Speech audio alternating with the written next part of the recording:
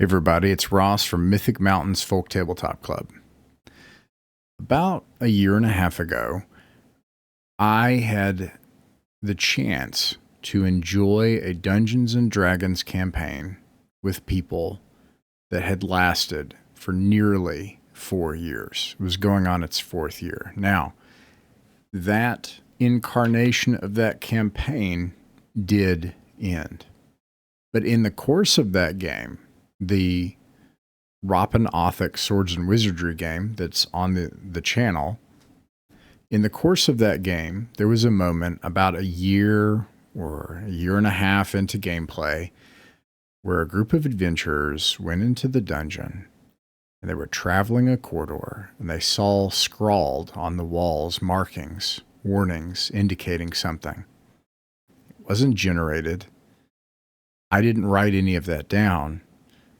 Another player in another adventuring group had been in that same dungeon a year and a half before. And this sort of quality of having a world where dozens of friends across years of play can see their consequential actions and decisions actually play out is something very unique and very rare. This is a conversation with Rick Stump. Rick Stump has a Dungeons & Dragons campaign that is 45 years long and is endlessly full of stories just like that, of things that his players across the decades have encountered. And I wanted to introduce, before we get started, how he does it. According to him, he uses principles called psychotronic gaming. And he calls it psychotronic because it's a film term that denotes that, well, I'll say it, genre is fake, y'all. Genre is fake. You should be able to pull from everything. And I've come to see how Rick is right on these last points as time has gone on. Now, as I went into classical gaming, his initial principles, I could begin to see why they made sense. The number one principle is one-to-one or strict timekeeping. Strict timekeeping in whatever form it takes. That the world has to work like a real place, a game world clock. It has to matter. The second principle is that there is this sense of verisimilitude, that the world has an internal logic, and you always apply those principles. It's very close to my other conversation with Alex McCrease about simulation, that the world is real. His third principle is, this is where it starts to become mind-bending, that you would think that these are the things that make a D&D campaign last for 45 years. But the third principle is status quo is the enemy, that change must happen as a natural result of actions of players, and that it's sort of counterintuitive that really allowing players to truly have the natural results of their actions is actually what allows the campaign to last so long, for decades. His number 4 principle is characters can win or lose based on their actions and choices. It's a game, and on principles 1, 2, and 3, he allows it to happen. And this must be the case in order for it to be durable. Number 5, when you start in Rick's game, you must make 2 characters. Everyone plays multiple characters, and they see the campaign through the lens of multiple perspectives. And number 6, everything that happens in the world is something driven by players making things happen. The game is about players moving and shaking things. And last of all, and I'm just now starting to really see this, genre is descriptive, not proscriptive. That is, that you should absolutely borrow from everything. Anyways, I have benefited so much over the years from Don't Split the Party, which is his blog, and his podcast and products. I hope you enjoy this conversation. This is a conversation with Rick Stump, who has a 45-year-long Dungeons & Dragons campaign. Enjoy. Hello, everyone. It's Ross from Mythic Mountains Folk Tabletop Club. At Mythic Mountains, we talk about folk tabletop games. Tonight, I have as a guest a really special guest, a blogger, also someone who has been working on games for these games, Dungeons and Dragons and others, for a very, very long time.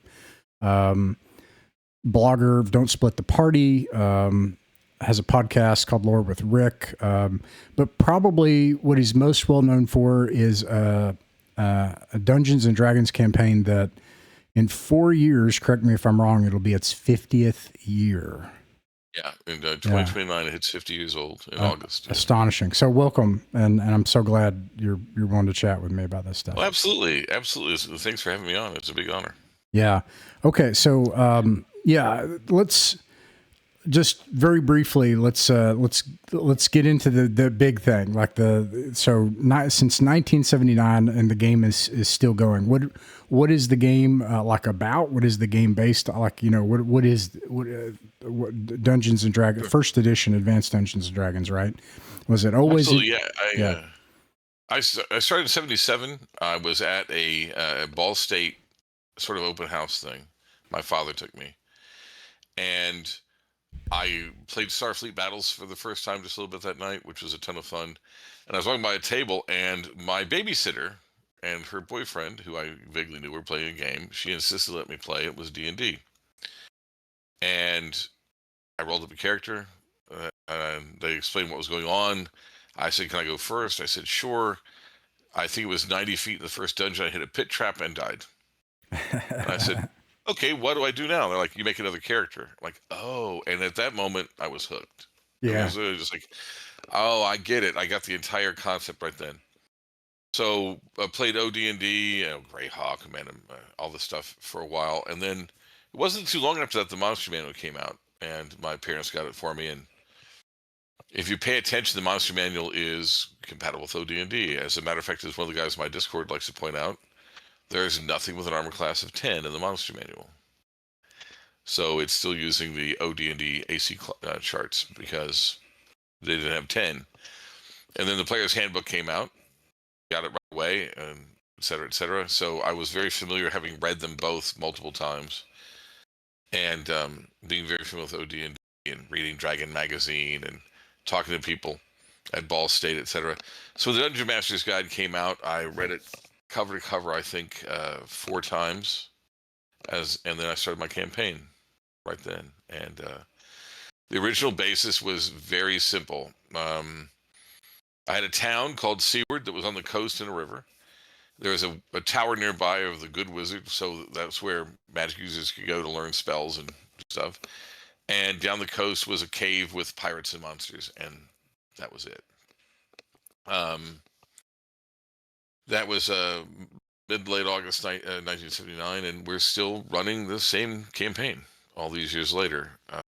We've had, last count, we've had over 92 people play at least 3 sessions. My longest tenured player is, let me do the math, 33 years, going on 34 years of continuous play. And the vast majority of what's changed is driven by players. You said 32 years? One of them has 32. 33 years. Okay. Yeah, 33 years. Yeah. And right now I've got 8, 9 players consistently. And it doesn't really make sense to me to talk about parties because of the way that I run it. So 8 or 9 players. And I believe about 28 active player characters. Okay. So 3 things there that I can take out of that are very interesting. One thing right away is no one that started except you is still playing now, and that there has been this. As a matter of fact, the original party, unfortunately, 2 of them passed on. Right. Wow. Yeah. Yeah. And so So that's an interesting character for a game. That's different, I think, than a lot of games. When I started, the word campaign really meant what we now call a setting, right? As long as you had the same setting going on, players can come and go. Even dungeon masters came and went. For example, between 1986 and 1992, when I lived in Fayetteville, I was living with my very good friend Lou Pulsifer, who has the Tanilda campaign. Tanilda is about 2 years older than Seaward, and our campaigns are compatible, and we can talk about campaign drift later if you like. So he would run characters in Seaward, and I would run characters in Tanilda. And there were a handful of times that I ran adventures in Tanilda, and a handful of times he ran adventures in Seaward. Yeah. And and then in 1994 through 1999, my friend AJ ran about 30 games in Seaward, and in a different part of the settings world for players. This makes me think of how Gary and Dave, they had Blackmore. It's like they had worlds. Like it's almost like it makes me think of like the Inklings, like getting together, and they had worlds that they that's what. And I don't think that I don't think that's a completely alien idea, especially like old school D&D people. I think people do that. Actually, the default back in the day, the default was. But a lot of people now don't. Like, I don't think people do that. A lot of people. I don't think they do anymore as much. It still happens, but like Tecumel, where you have Empire of the Petal Throne, right? That was a world building long before it turned into a role playing game, as I understand it. Yeah.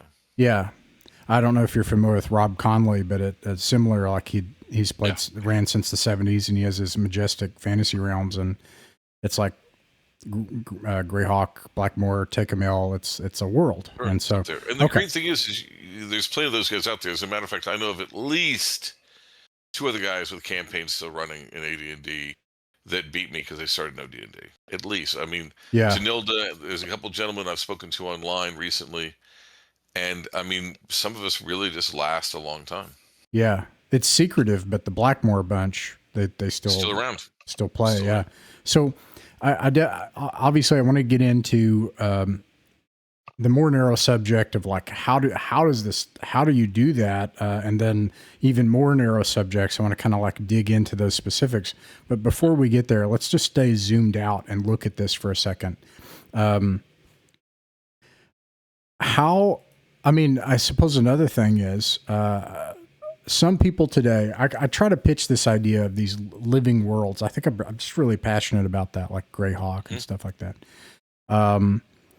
And I hear people, I think one thing I hear people say is like, well, that sounds exhausting. Like after 50 years, you must be tired. Like, is it like, but I mean, I guess sort of to lead the question, you've played a bazillion RPGs since then. Like you've done all kinds of stuff. Oh my gosh. At one point I tried to sit down and make a list of every RPG I've played, and I stopped at about 50. Well, let me put it this way. I have a 2nd edition campaign that is, let me think, that's only 22 years old, called Blackstone. And we run that. As a matter of fact, my players are like, we're getting ready because over the Thanksgiving weekend, we're planning on doing Blackstone on Black Friday, Seaward on Saturday, and then wrapping them up on Sunday, right? And then I've got a Champions, a superhero role-playing game campaign that is 15 years old. Yeah, 15, 16 years old. I've actually got an officially licensed supplement for a setting for Hero Games for that one. And then I'm trying to think. We've got a Call of Cthulhu system I'm running that's about 7 years old. Been through a lot of dead investigators in that one. I've actually got completely written up maps for starting a Palladium fantasy RPG setting that we've never got around to. The running gag is I've got a planetary map, a continental map, and a regional map for a Rollmaster fantasy role-playing game. Everyone has characters, but we're so busy playing other games we haven't gotten to it, etc. And in the meantime, I'm playing in a Champions fantasy game, which is quite good, run by Nick, very, very good. And I'm playing in a champion superhero game, and I'm playing a Call of Cthulhu game. So if you can't tell, it's my main hobby. Yeah. Okay. Obviously, yeah, you're passionate about the hobby. But I think anybody watching this video or when it's on the podcast, like if you're watching this, you're probably into it. Probably a little into it. Probably a little into it. Yeah. So that's fair. But okay. So one thing is, it's possible to Seaward didn't take every moment of your time. Like it didn't across 50 years. What's interesting is, and I don't have to put this the other way, as time went on, after about 5 years, it got much easier. And that was a combination of me realizing that I was way overthinking and overdoing it. Okay. One. And two, there's actually a lore buildup that happens. Yeah. Right. I've been doing it so long. There's so much. The example that my players always ask for me to give. I keep very good notes. I keep very good notes. I go through a tremendous number of notebooks every year because I still put everything in writing first and then digitize it later. This is years ago now, but a group of players were traveling through a remote section of the main area map, the so-called Seaward map. And they stopped. They're like, oh, this is a very good camp. And you can see there's a fire. And one of them went off to the side to set up a tent. I'm like, oh, you find behind a log under some leaves, you find, I think it's 3,000 copper pieces. Okay. Sure. We throw them in a bag. Okay, fine. And we went after the session. They're like, what was that? Like a party was coming through and they were encumbered. And the party left these copper pieces there, and they said they'd come back for them, and they never came back for them. Who was that? That was 1984. See, that's what I'm talking about. That's amazing. That's what I. So actually, I'll kind of return to one thing and then pick something else, and then I want to get into, all right, how does this happen? So one thing that I think is interesting is it's clear that this hasn't depended. I think this is key because I guess I'm thinking of myself when I ran 5th edition for like 6 years. And I'm thinking of how the game worked, how I had to run the game, everything like that. And the same questions I would have asked, I hear now, like whenever these things get brought up. And one of the things I'm observing as you're describing it is this world and this gameplay did not depend on that one guy or that couple and those two people or whatever. Like they came and went and it's recycled and like it's gone through all sorts of different people over time. It doesn't depend upon me either. No, that's the key. It doesn't, I'm just, in a very real way, I'm the guy keeping notes. Yeah. And I suppose that's the other thing that like I heard you say that I thought was very interesting is you said that, the idea of a party doesn't apply. Doesn't make any sense to me anymore. No. Okay. So how would it? Not in Seaward. Now, for example, if you're playing Call of Cthulhu. Sure. Or that makes perfectly good sense. But it doesn't make any sense to me. Okay. No. So when I suppose I'll proffer a definition of conventional play with a party, which always has a party. In fact, I used to tell people like, hey, you got to be on the same team, like, or whatever. Because like we have a certain amount of time to play, whatever. Okay. So you got a group of people. They all have the same direction. You have a session of play with a defined period, defined limit, with ideally a defined goal or whatever. And I guess that's how I would describe a party is that they, like the adventuring party has this, if they were on a concept map, you'd have their what they are, and they've got one direction. They've got one thing they're doing. A line of effort, we called it in the military. Like you got one line of effort. So how is that? I mean, you said that doesn't make any sense anymore. And you have how many active players? Like 20. 9 players with almost 30 PCs active, maybe more. Oh, right. And we'll get into that. Yeah, we get that a little bit. Yeah. So when I say party, now don't get me wrong. Like, we're sitting down, and if we're sitting on a session, like, the party are the PCs that are active at that time. Yeah, you're going to play D&D. A lot of people think the party is, okay, we've got the cleric, the magic user, the thief, the fighter, and the other guy. A 5-man band, they're all first level. and they're going to adventure together as a team until they retire dead. Yeah. And that's your No, your one guy. we've I never see done what you that. mean. I've Okay. never ever done that. Not in D&D. Don't do it Okay. in Champions. Don't do it in D&D. Um, Let me give you the example. Yes. There's a section. There's a section of the campaign called the Briars, and it was a natural barrier, and it's been around 84. Still exists. But imagine very, very rugged mountainous terrain covered with heavy brambles, 8 to 9 feet tall, so you can't see anything. If you're not on a trail, really, really slow, very little water, very little food. It was a massive natural barrier, and you have to get through days of this to get to the super dungeon, which is what I called it because of the term mega dungeon. I'd never heard it before in 2012. And if you got off the trails and went in the briars, 9 times out of 10 you get lost and you just die. One of my groups of players had this crazy idea. We're going to map the whole thing. Because one of the rules in D&D is if you have an accurate map, you can't get lost. And they literally said that map will be worth a fortune to people. So they got together and they called it Team Thief. They got a bunch of thieves and rangers and a barbarian, henchmen and hirelings, and they literally went square mile by square mile, hex by hex to this entire thing.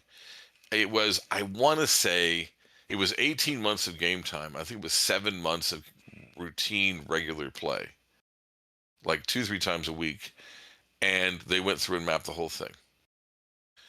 This group of player characters had never adventured together before as a unit, and once they were done with the whole thing and sold it, got their money, they've never adventured as a team together again since. They came in, they went, moved on their separate ways. The players were largely the same, but that mission going on was just a mapping expedition. So that's very aligned. That makes sense. But let's look at the other example. The trip out to the Demon's Eye, which is the name for a volcanic island off the coast of the capital of the kingdom. They got together and everyone had a different goal. This guy's looking for this magic sword. This guy's looking for the word, the command word for a magic item he's got. This guy's looking for his missing henchman who doesn't, et cetera, et cetera. So they've all got different goals, just going the same way. None of those PCs had really spent some time together before. A couple of them have since then. They moved on. So you've got the PCs are, in my opinion, slightly more realistic. They've got their own goals. Sometimes they align with other PCs. They go do stuff together. Sometimes they don't. Sometimes they're adventuring because they all want to find the exact same treasure. Sometimes they just happen to be traveling in the same direction. Yeah. Okay. So I think that inevitably leads us into talking about these different elements, right? Because this is one of them, and I think that one's going to be one of the ones that I think is going to be the most astonishing to people. And okay, so let me see if I have this right.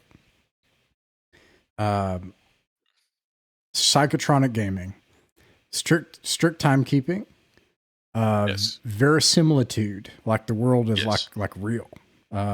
Status It quo follows is its internal rules. Yes. internally consistent. Okay, the status quo, like, look, if people take actions, things are just naturally going to change. Okay, Yeah. that based on those assumptions, that it links back into those. That on that, when they make choices, they can win or lose, and then Anybody can die. Anyone can win. Anyone can lose. Yeah. and then this one's really, I think this is the spicy one, which is talk about all these, but that everyone has multiple characters.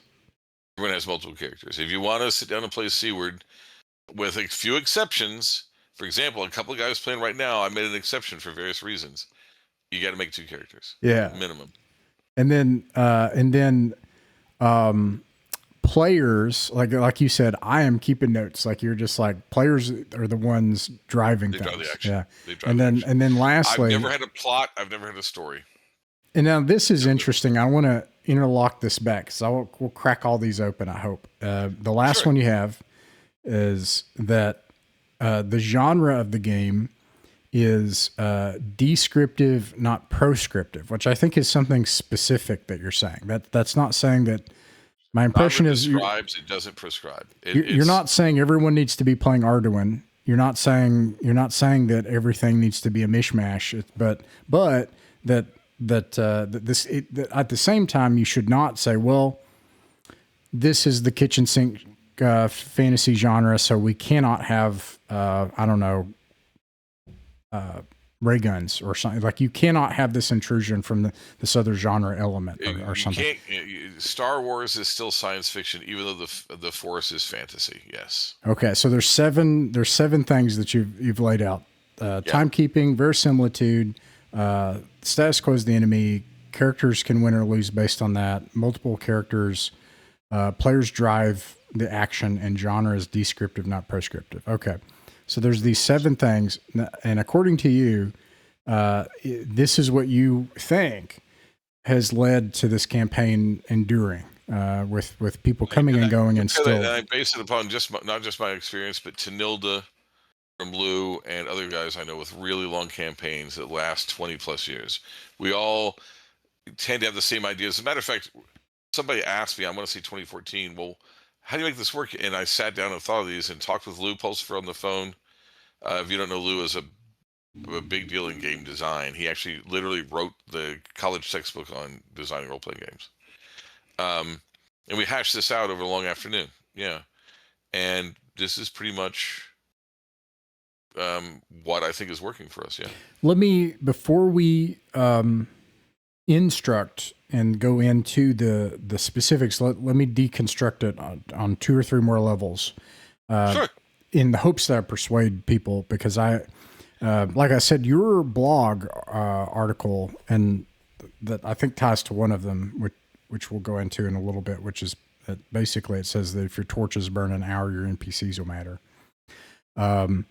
That was the basis for an experiment. I had been running BXD&D. I like to say good enough. I was already having fun. I was going to walk away with 5e. Great system. Yeah, sure. I was happy.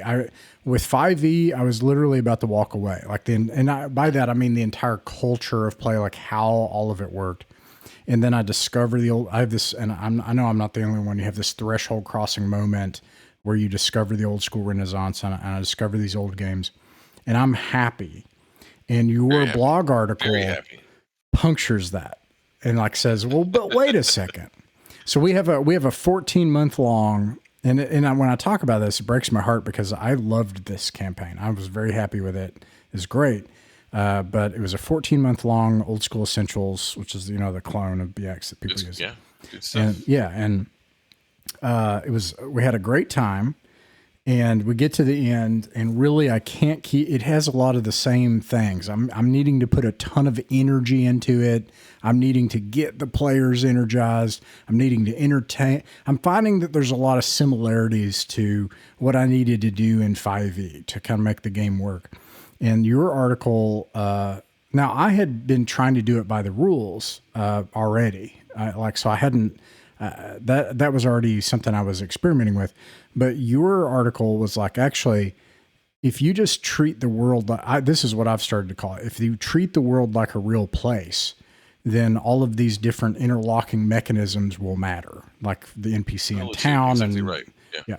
So we embarked on this experiment. I did a blog article about it called A Tale of Two Sandboxes, where I compare I do a comparative analysis of an original D&D based one and a BX based one. And the original D&D stuff is still going. And there's multiple games and multiple tables and all this stuff. And it just made D&D explode. And I have you to thank for that. I have this article to thank for that. So let me try to puncture. Let me try to, whatever the opposite of Steelman is. Let me try to deconstruct the idea of a living world first. Because I've heard these things. I've heard people say, why would you want to do that? Don't you get bored? After 50 years, aren't you bored of that? Don't you want to go ahead and put that on a shelf and do something else? I suppose that's one that I've heard. Again, here's a recent example. Yeah. I've actually blogged about this, how I track NPCs. And that's probably the most... Hi, what? Sort of... Say that again? How I track NPCs. Okay. How you track them. Okay. How I track them. And this is probably the most time I spend prepping for games. At least recently it's been every week. I sit down and I used to have these. Remember those old 3x5 card file boxes that we had? Well, you might be old enough, but I've got like 10 of them over here. Yeah, but I would keep NPCs in there. Now I do it digitally. So Okay. I have a list of NPCs, and I just at the end of the sessions I put in there, did anybody interact with this NPC, and I put the real world game date, the in game date, who they interacted with, what happened. But my NPCs, big and small, most of them have goals. So I can give you two examples. Baron Samedi was a Cambion that I created way back when. And actually, I can't say I created him. That's a result of player action. Baron Samedi is a result of player action. I shouldn't say that I created him. And Baron Samedi wanted to conquer one of 5 kingdoms minimum on the planet of Zemla, which is the planet that Seaward is set in. So every month, game month, I'm like, well, what's he want to do? He wants to conquer. What's he going to do about that? I make a list, and then I make a best estimate timeline of, well, how long is this going to take? How long is this step going to take? How long is that step going to take? And I would just plot that out. And again, this sounds like it takes a lot of time, but if you've done it for about 2 months, it's second nature. So as PCs make their decisions, I would naturally have them run into the results of what the NPCs are doing. So NPCs are not video game characters where they're standing there like this, waiting until you press the button to do a dialogue tree. They're doing things. This is the King of Seaward. This is the Archbishop of Akul. This is the Duke of Akul. On and on and on. I'm just like, what are they doing? Now, a lot of this is just basic gatekeeping. I'm making sure the borders are secure. We're getting ready for the tourney that happens this spring. A lot of it is very boring, but some of it is very exciting. And as the players run into these notes and take notes, they sometimes miss the hint. So Samedi was getting all this done, and they actually got very, very, very close. And one of the funniest things that happened is the NPC had run into an impasse. He had no way how to accomplish one of his goals. And the PCs were aware that somebody was paying spies to sit there to look for things because they're getting all these hints.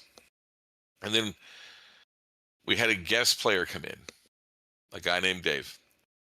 He played with us 3 sessions. And on the 3rd session, he's like, oh, he found this weird magical device. He's like, I'm going to press these buttons and say some things. My notes indicated Samedi was where he could notice that. He's like, oh my gosh, he just solved that problem. He gave me the information I need. Now I can conquer this kingdom. And it accelerated all these events.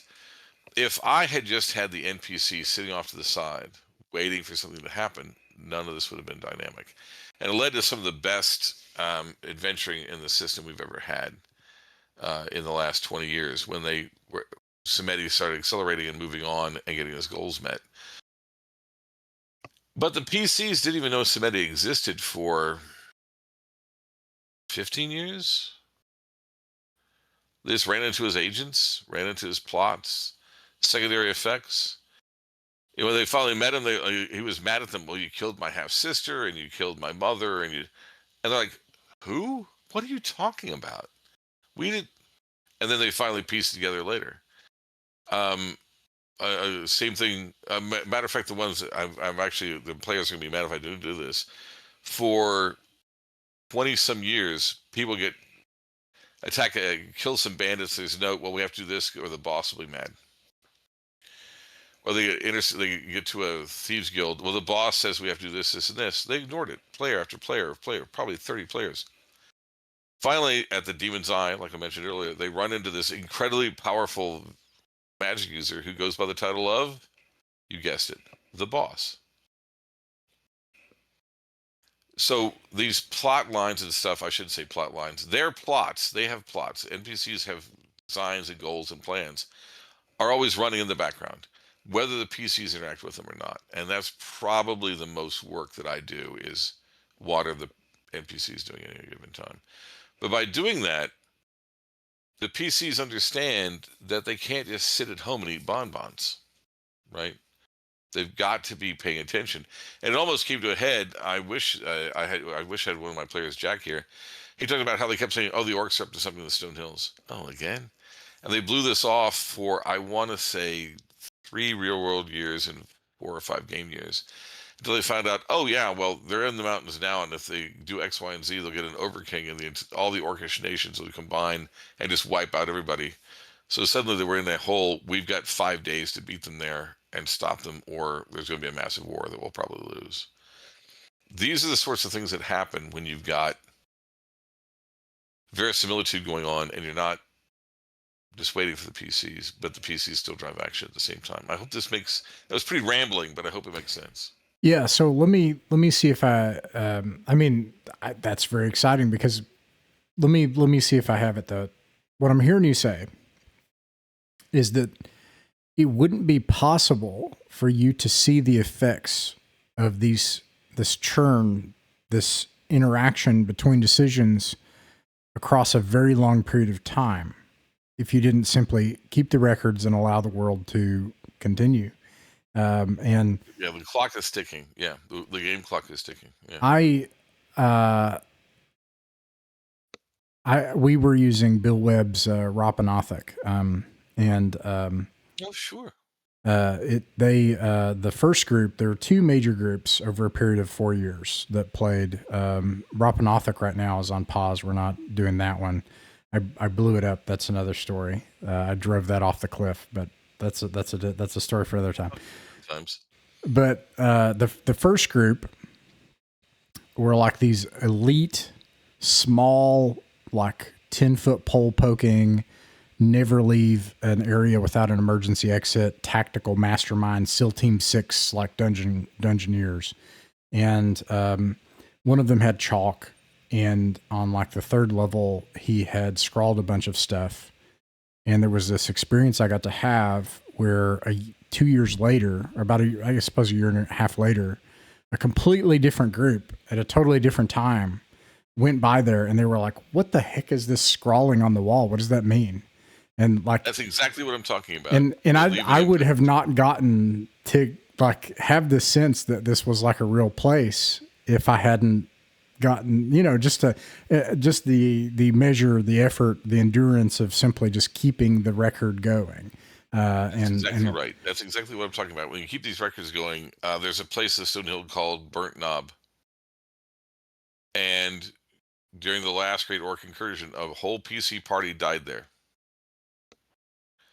And as they're getting overwhelmed, the magic user on top, who had a necklace of missiles, set off a fireball on his own, on himself, and said, "I'm purposely failed the saving throw, so my necklace goes off." And, what is it, like 64 hit dice of fireball, killed a bunch of orcs, scorched the rock. If I didn't write that down or remember it, 25 years later, when PCs came by there, I'm like, oh, nearby is this hill, and the top is just black and the rock's melted. Yeah. I wonder what happened there. Yeah, how delightful. And that is to say, I sort of started saying, and this is not what I'm hearing you say. This is these are separate, a little bit separate topics, but it leads into this is, I tell people I don't prepare. Like I literally write the in-world date down and the weather. I have a sense of what the weather will be, and then I will run the procedures from the game. So like I use the overland, and I have the map, I have the world elements, and then I have the game procedures, and then I step back and I don't, so it's a little bit of a hyperbole or not much that I'll say, I never wrote anything. This entire world was written by player action. And that's true. So the only thing I'm doing different is I have some NPCs and I'm tracking what they're doing in the background so that. And even that, so even some of the NPCs, like in Ropanothic, the border town is extremely small. But like in recent times, it was not small. Well, why is it not small? Because, I think Winnie has this too. You have the investment section. So even if you're not building a stronghold, people can work with whoever is the landlord or the baron, and you can world permanently. Yeah, and literally people did that. So somebody built a stable and they invested in a fishery in a different part, and players were doing all this stuff. And literally people would show up, and there were there was this entire world was built by player choice, literally. Like I didn't sit and write this out. Like this was, so this is a little microcosm of that. I can't imagine over 50 years. Yeah, like you said, you could just pass by a mountain and be like, oh, there's this molten slag where it looks like some cataclysmic explosion happened 20 years ago. It did. Oh, man. One of those terrifying things, I've actually had the players tell me that one of the most frightened they ever were is on a mountain, in a level of Skull Mountain, my super dungeon. They moved to bed and scrawled in the rock was the phrase, "Never trust Rupert." And it was like just scrawls of chalk on the wall. And they're like, what's that mean? Do we know anybody named Rupert? And that's still going on to the point now where what was it, 2-3 weeks ago? Some guys walking through and they're like, oh yeah, oh hi, who are you? I'm Rupert. Leave, just walk away, don't see anything, move, just go away. And yeah, I mean, there's nothing you can do. Let me back that up. I'm pretty creative. I can say that honestly. I know some very creative people. I'm never going to be as creative as 70 some players coming through and doing their own thing and me writing it down. Synergy is just unbeatable. Can't top it. There's an implied typical Dungeons and Dragons criticism within that, which is that it sounds like your principles loop back on themselves, because that is to say, if you have a thing you want, if you didn't want that mountain to blow up, or if you wanted a thing as the dungeon master, I don't know that you'll get this. Like, I don't know that you'll get this payoff, right? Because like, in one of your later principles is that, players drive action, that in one of the earlier ones, and essentially if you want to have this world, that lasts, it needs to be built by people making choices instead of like, oh, I plotted this out. I have this genius. What's the guy's name that did Forgotten Realms? I'm Ed Greenwood. I'm Ed Greenwood. I wrote out Waterdeep. I'm going to go out here and I'm going to say something that's not controversial, but it is. It's not controversial at all to a lot of people, but it is a bit different. Is Dragonlance was a disaster. Because yeah, I suppose that's the example. That's like the example of that. The people that wrote it, they wrote books, and you get the modules. And I remember my mother, God rest her soul, got me the Dragonlance books and modules as a gift for Christmas, 3 Christmases in a row. She loved me very much. I remember getting the modules like, this will happen here. This must happen. I'm like, and you had already been not doing that, like, for a while. I'd already been not doing that for years and years and years. I'm like, I'm not in theater. I'm not running a play, right? And it was the whole, you have to, and I actually have a blog post about this. You better hope that the guy playing the paladin understands he's supposed to let himself die nobly on top of the tower in scene 3, or your entire story is destroyed. And I'm not a playwright. I'm not writing a play. I'm running a game, and that game involves players making choices and then dealing with what happens. And don't forget the dungeon master, we're running all the NPCs. So you have to have that reaction. It has to be. And one of the things I despise, I didn't even know that I knew what it was until I read the great article on quantum ogres. And I can't remember who wrote it. It was very good. And the argument is, oh, well, you made a choice. Well, I still am going to alter the rules. I already prepared this, so I'll just put that in front of them. Just change everything so it still happens. The quantum ogre. I'm like, I wish I didn't realize that I needed a phrase to explain that it's cheating. And for example, way back when, I can't remember the details. I've got it written down somewhere. I had this villain. Well, no, I can think of one recently in Blackstone. Had this villain, Lord Korgoth, the Lord of all Death Knights. Just really tough villain. And he had his plot lines going on, and the plots involved were a big deal. And then he tries to attack a group of 5th to 7th level PCs. There's no hope. This guy is just and by hook, crook, and a bit of luck, they kill him. Well, I mean, the player's still like, hey, remember that time we killed him? How'd that happen? So, well, his plots just end. They're done. And I actually, in a similar situation, a friend of mine was like, well, just have his apprentice take over and continue the plot. I'm like, no, that's cheating. The players won. Mm, The right. players beat this guy. Having somebody come in like, oh, I'm his eviler twin brother. You just rob them of their Yeah. success. You just rob them of that win. At the same time, boy, oh boy, if the PCs don't pull off this mission, then the entire city will be destroyed and thousands of people will die.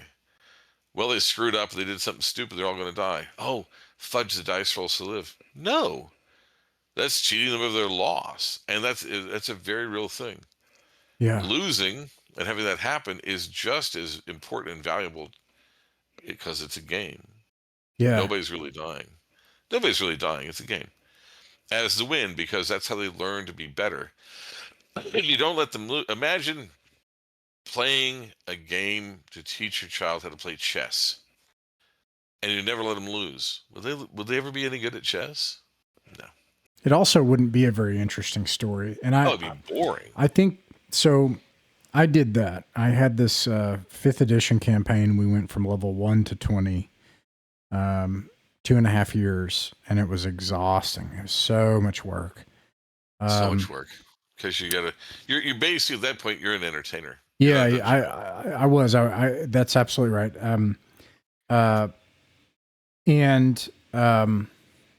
I'm sort of doing a postmortem of it now, like kind of what went wrong, and I think that it by every measure it was a success. Like everything that you would have wanted, that anyone says they would want from a 5th edition campaign, they got. Heroism and slaying demigods and like everything, like they got to push all the cool buttons. Speech, a chance to all the things happened. But I think what went wrong is 5th edition actually has a really interesting thing that I think is really delightful. It has something called bonds, flaws, personality traits, and one other thing.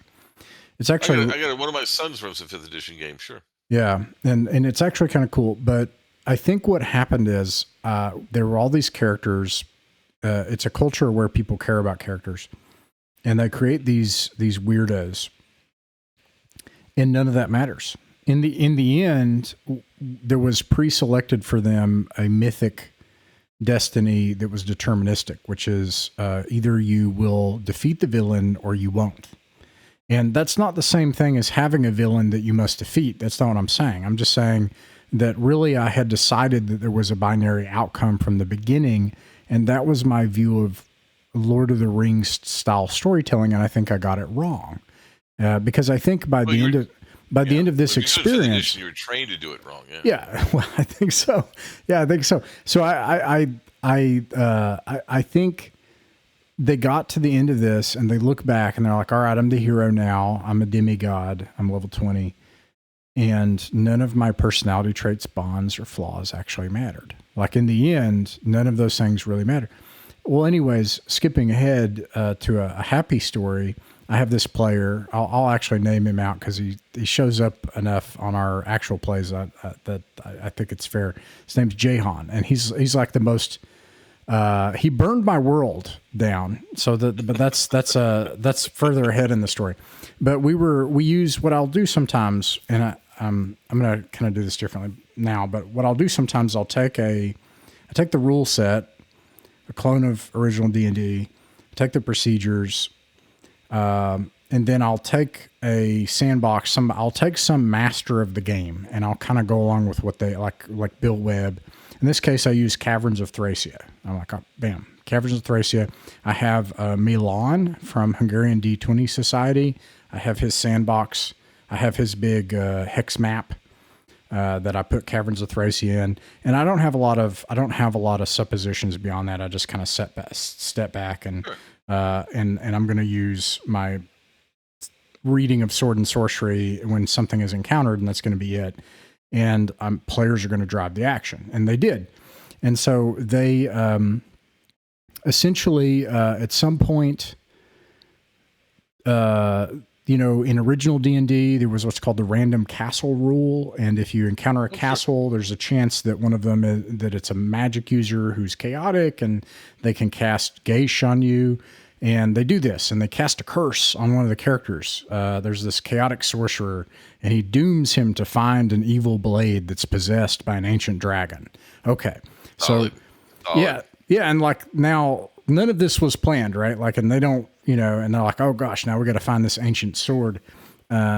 Skipping ahead several months of adventure, one of the players finds the ancient sword using a potion of water breathing and goes down into this water portion of a dungeon. And there are like these Cthulhu, what are those fish people like down there?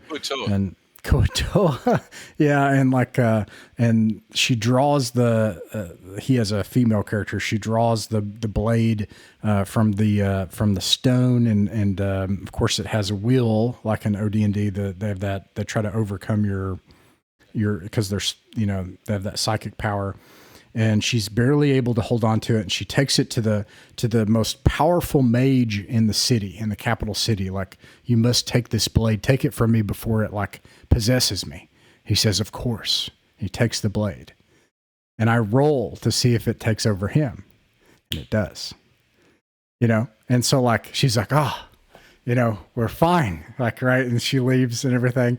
And then move forward 6 months. And then like, there's this dragon all of a sudden, and I don't have to write anything because Jahan did that. Yeah, right there. There's nothing to write. Jahan did that. I don't have to write that. Then Jahan gets to delight in that, right? Because like about a year later or so, and they had played in a campaign of Chainmail that had generated these events, like the blade had been tossed and blah blah blah, and then like he gets the sword, his character gets the sword, unleashes the dragon, and then another character.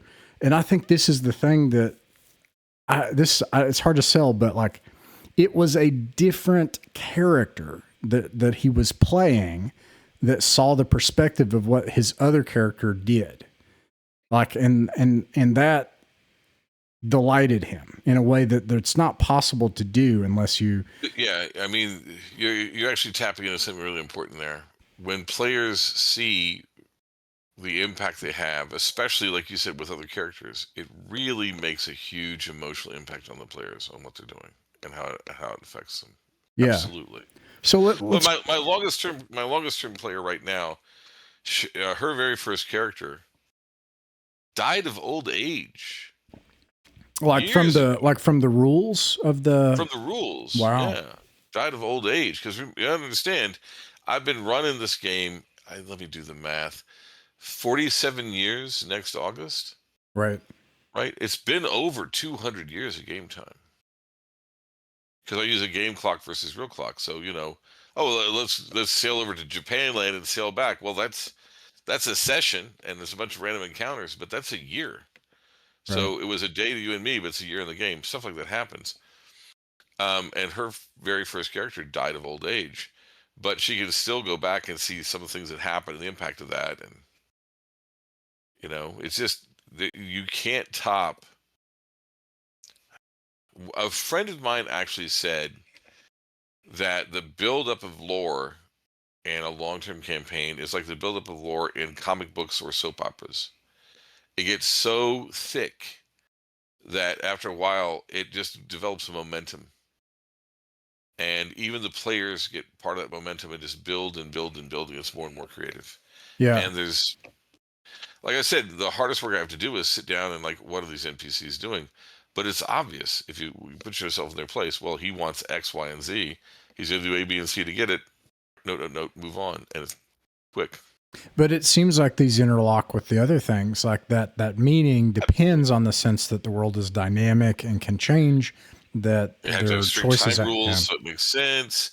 If you don't have strict time rules, it doesn't make sense. Everything has to be, and on and on and on. Yeah. And that's how you can have things like the current crown princess of the Kingdom of Seaward is a girl that player characters saved when she was a slave housekeeper in the Briars 12 game years ago, Right. 13 game years ago, and that interlocking series of events leads to a lot of stuff. Right. It's stuff that you could never plan on your own.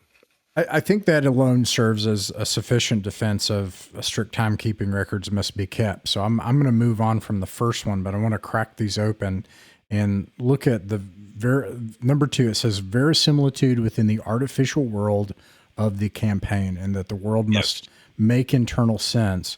Now, I think everyone would say, and maybe I'm linking these two wrong, and let me know if I'm linking these two incorrectly, but I think almost everyone would say, I've had these arguments. Well, of course my world is internally consistent, but that's where I want to bring up your article. You wrote an article 5 years ago now. It says, if your torches burn for 1 hour, your NPCs will be more important.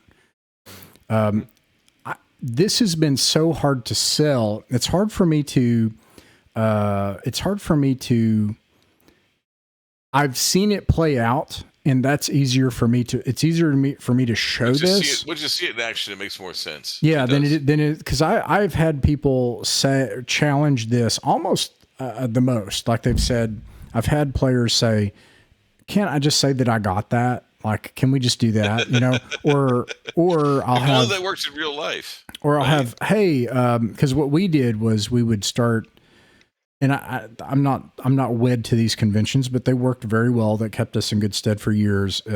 We also had kind of an organized play, multi-table, like we had a bunch of people, all multiple tables, multiple referees. So we did it 1-for-1 for that reason. Like, obviously you don't need to do that if you only have one group of people. But if you have multiple groups, then you can't, then all of a sudden you just lose that group in time jail. So again, strict timekeeping is the rules as written in the D&D. If no matter how you're doing it, if it's strict, you're good. Yeah. So I've had the, hey, can I just say I got it? I've also had the, hey, can we just skip ahead to the destination? Do we actually have, we just be there? Yeah. Do we have to the dungeon? Yeah. And there, because listen, I'll give you 20 gold pieces, and let's just be at the dungeon mouth with all the food and water. Can we just do that? Yeah. Or another one I'll have is how like, hey, can I just say that I find somebody? Can I say that I find this counterfeiter? Like, I'm looking for somebody to do the thing, and the cool. Well, why would he be working for you if he's a good counterfeiter? Isn't he rich? Right. But how do you find them? Who do you know to find them? Here's the big challenge. And that's an example from your, like you give this example where essentially by using encumbrance and having food, there's like you're buying food and rations and stuff. There's this whole example you give of like, the effect on the economy, which is mentioned in the campaign section of the DMG for 1E, but also like there was this whole, interaction with caravans and merchants and stuff. But how do I sell this idea of like treat the world like a real place without, first of all, getting ahead of one thing? People will use the nirvana fallacy. They'll say, well, it's not a real world, and you can never be completely real. And of course that's, to me, the level of hand waving that we're doing in D&D, even if you track encumbrance and everything else, is so massive that we get that. Yeah, I mean, like we'd mentioned before, I'm a pilot. Like when you look through a heads-up display, do I need to know the pressure of the hydraulic system through the heads-up display? By what lens am I looking through into this system? And that's absurd. It's absurd to think, well, I can only look at every single system or else I don't know what's happening. Well, that's weird. And there's a lot of skipping. Don't get me wrong. I mean, a lot of times, this just happened. I had some guys, I do a lot of off-table. Pretty much every day I'm doing off-table stuff. What am I doing during downtime? What's this guy doing? And somebody said, hey, I'm doing 2 weeks of training. Okay, you're doing 2 weeks of training. Hey, is it okay if I have my henchman, a scoundrel, go out and do such and such? I'm like, you know what? I'll roll it for you real quick. Boom. Yes, done. That makes perfectly good sense. Are there stakes there? Is anyone going to die? Is it going to really impact anything? He's not looking for anything rare. He's not looking for anything unusual. He's not trying to make new connections with NPCs. just hand wave that. Just do it. No, you can't find it because I rolled a 5 on a percentage Oh, dice. Or I call that right. adventure gameplay versus non-adventure gameplay. Like, Exactly right. like if you're trying to have an very adventure, let's get together and have fun and have an It's just like adventure. when you're Yeah. playing a system with skills. Hey, I want to make dinner tonight. Well, you got to roll fire making. No, you don't. Nobody's going to die. They just make a fire and cook. Fire making, the skill is for like, if we don't make this fire while it's raining, the monster will get us. And you got 2 rounds. That's when you roll the skill. When you're making dinner, you just assume. Yeah. Well, here's an example from Seaward again. To get to Skull Mountain, the mega dungeon, super dungeon, you've got to travel from the closest city, Esber, through the briars of the old road. So you're climbing a mountain, and you're going from an elevation of roughly 500 feet above sea level to an elevation of almost a mile. In rough terrain, there's one source of water on the way. There's no source of food. And I always insisted, it's 5 days by horse if the weather's good. It's 7 days on foot if the weather's good. We'll check weather randomly every day. I don't pre-roll weather because, why would I? You got to have all the food and water to get there. And how long are you going to be underground? You need all the food, water, and light sources to be underground, and the food and water to get back, because in real life you'd have to do that. And what does that lead to? I got to make sure I have enough money. Well, we have to adventure before we get up there, because we need to have the money to buy this stuff. Well, that's another adventure, right? Right. Hey, we buy from this guy all the time. Maybe if we should negotiate with him, get 10% off, because we're always buying rations from him. That's an NPC interaction, world building, and role playing. Because it is a role playing game. You're role playing, right? Mm-hmm. You're not just rolling dice. You're role playing. All right, we're going up there. Well, that's a rugged terrain or rough terrain. That's what, 6 random encounter checks per day. I think, that's the key right there, because the adventure game between provides 5 and 10 days. Okay, let's do this random encounter checks. Now, I'm very careful whenever I can. I make custom encounter checks. Right? The Briars have their own encounter check table. It's 5 pages because they've got cascades and this. Wow. One of the big adventures on one of these things, it was actually, they were fairly low level. They're going up the road, and they run into this guy with distinctive Brigandine armor. And he's obviously been lost. He's made it to the road. He's starving. They don't really trust him, but they leave some food and water. Go back to Esber. And that was because of this chart. They get up, they do the adventure, they come back. If they'd never done that, they'd never run into this guy. They find out 2 years later, real time, I think it's 4 or 5 game years later, that he was the only survivor from an evil party that went in there trying to find a magic item. Right. And he knows the command word for this magic item that they've now found. So we know what he looks like, we know when he was here, we have to go track this guy down to get that command word. Now, this was NPC stuff going on in the background. If they had just said, oh, you have food and water, show up there, they'd have missed out on the secondary adventure to get the money. They'd have missed out on the experience points and the random encounters up and down. They wouldn't have learned this knowledge about this guy. Then they wouldn't realize that weather and terrain are just as much a monster as anything else in the campaign. Right. If you're not tracking encumbrance, if you're not tracking rations and water, if you're not tracking random encounters, then why travel? Just say, oh, there's a teleporter, and you go from safety to the dungeon, and from the dungeon to safety. Well, and that's what the 5e DMG proposes. It says that No, trust me, I'm very well aware. Yeah, it says what is popularly called montage travel, but it doesn't call it that. It says usually the dungeon master should simply describe what happens along the way, and you should arrive at the next site of adventure. So, and that's a way to play, but you're missing out on so much, because one of the things that really formed my opinion about this was in 1981 or 1982, in the early parts of the campaign. I was running Seaward, and then some friends of mine asked me to run it. So I was also running something in the official Greyhawk campaign at the same time. I was in high school. I had all the time in the world, sure. And one day I went in there, and they're like, well, we always wanted to go to see what the nation of Ayuz was. Now, if anybody's listening to what it is. And they're like, we want to go through the Vesva forest. And it's middle of winter, and I'm like, you're going through a northern forest in the middle of winter. Well, we're gonna do random encounters all the way. Realistic time travel, everything else. Why? Bluntly, I didn't like running Greyhawk.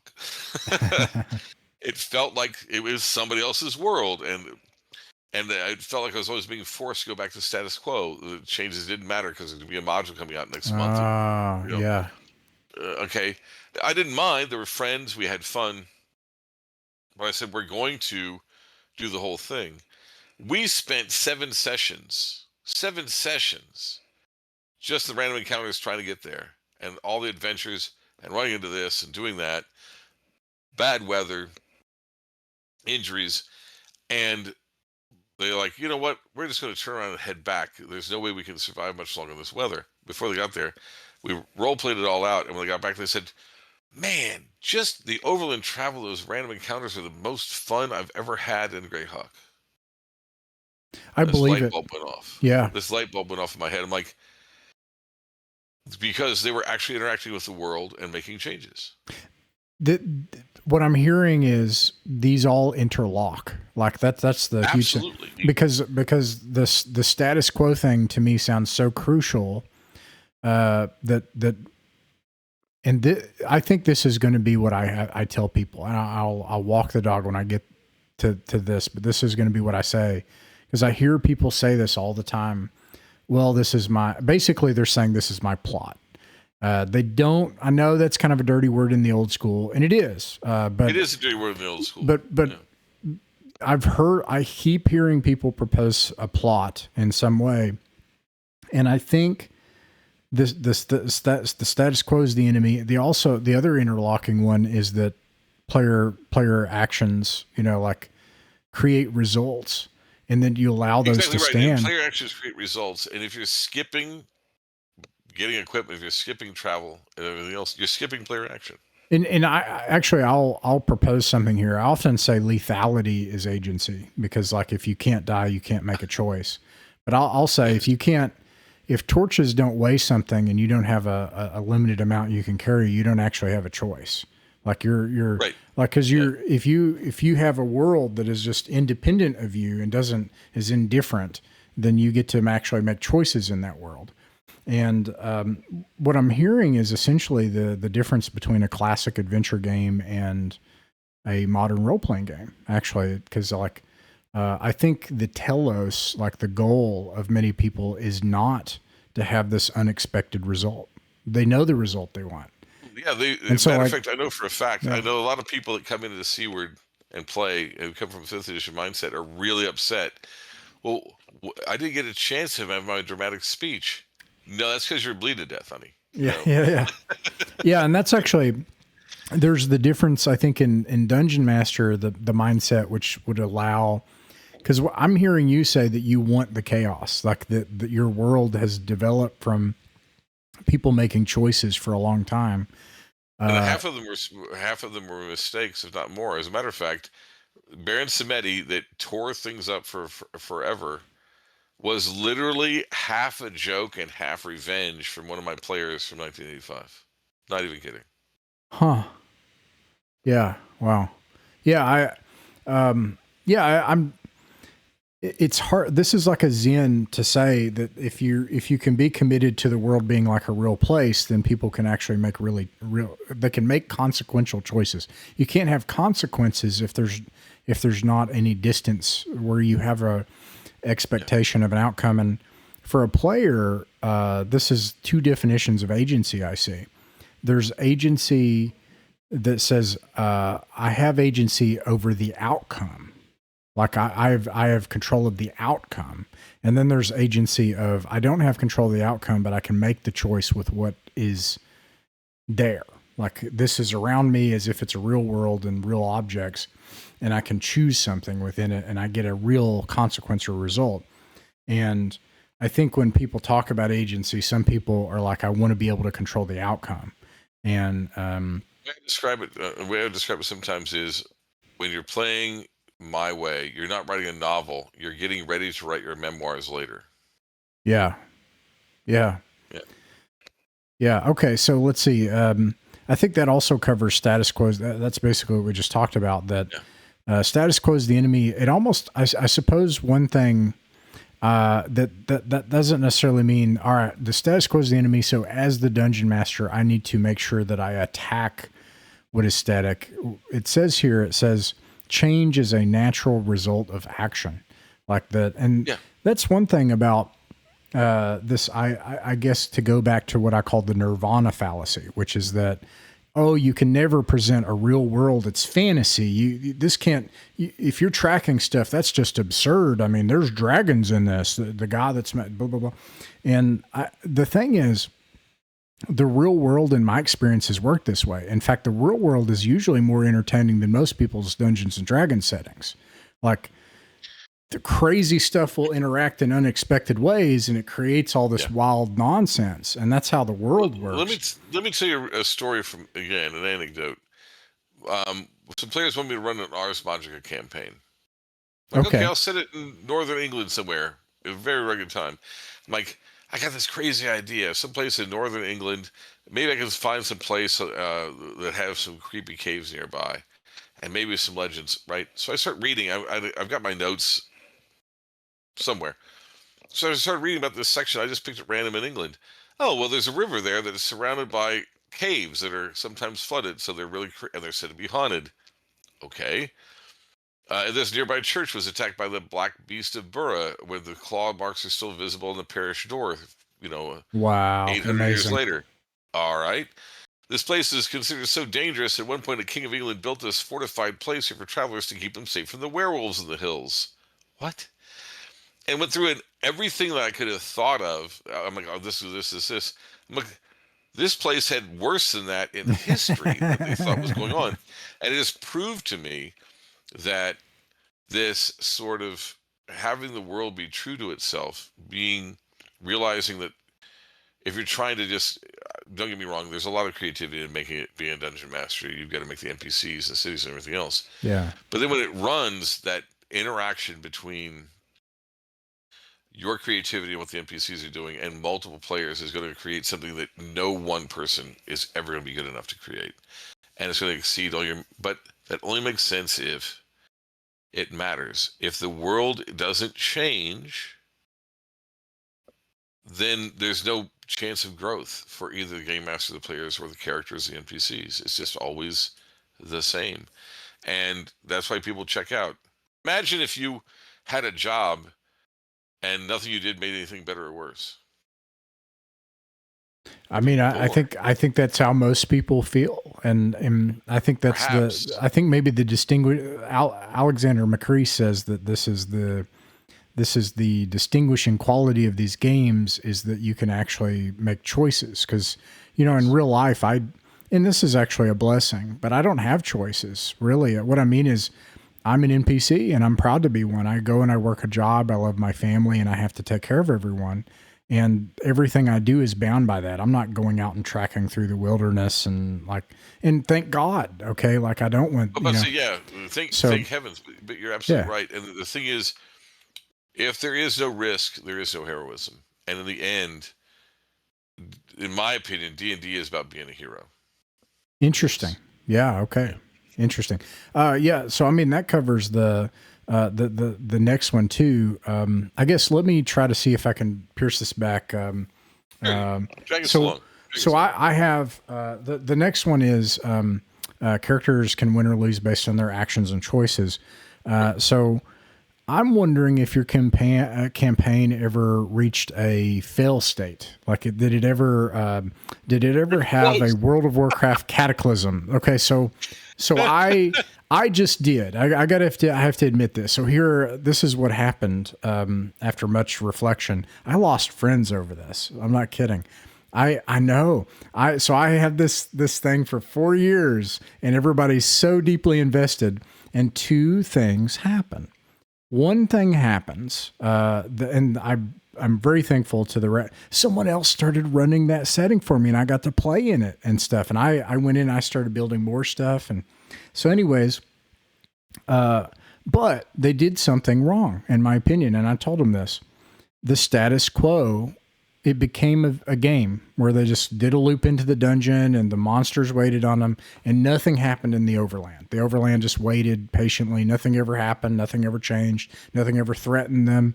And I call it the laser tag dungeon. Yeah. Yeah. So this goes on for about a year, and we get to the end, and it's hard to explain how these things, I call them anti-patterns and negative feedback loops, like in software or video games or something like that.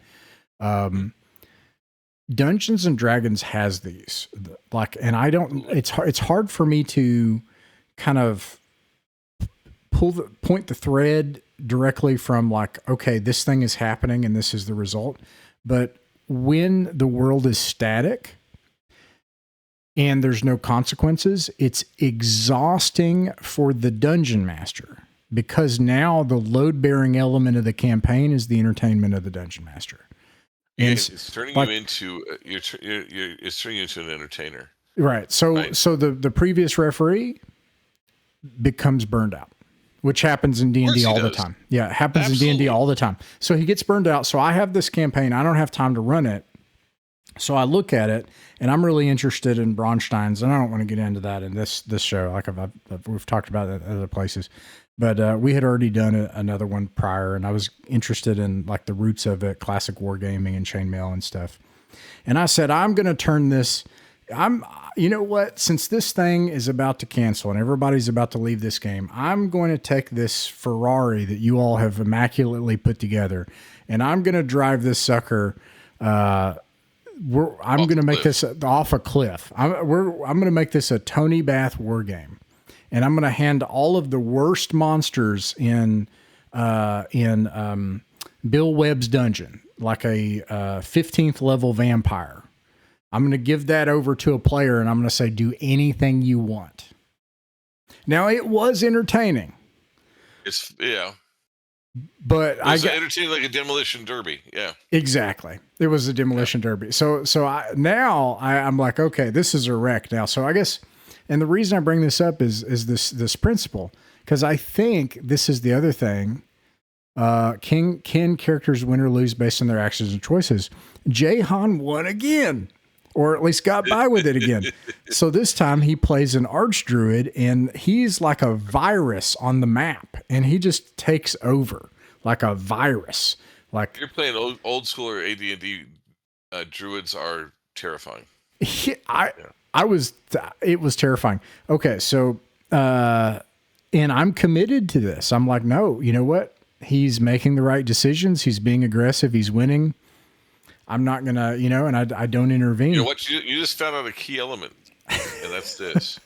When you take people who aren't the dungeon master and put them in charge of NPCs, quote unquote NPCs, they automatically become destructive. Always. They automatically become destructive to the campaign because they face no negative consequences. I had no backstop for that archdruid. That's true. Like, ultimately, there is no negative consequence if you're playing the PC, and then this is and we're getting very esoteric. If you have a player character that you created and you're running, right, you have a vested interest in that character being successful, even if they're evil. You have a vested interest in being successful. They can have a fail state, right? If you're given an NPC to run, in my experience, that always leads to the player, non-dungeon master player, becoming destructive because they have no fail state, because it's not theirs. Yes. And, that always leads to the campaign becoming more chaotic, more unstable, things being destroyed. It always leads to, why wouldn't I do a mass combat? And on and on and on. Yeah.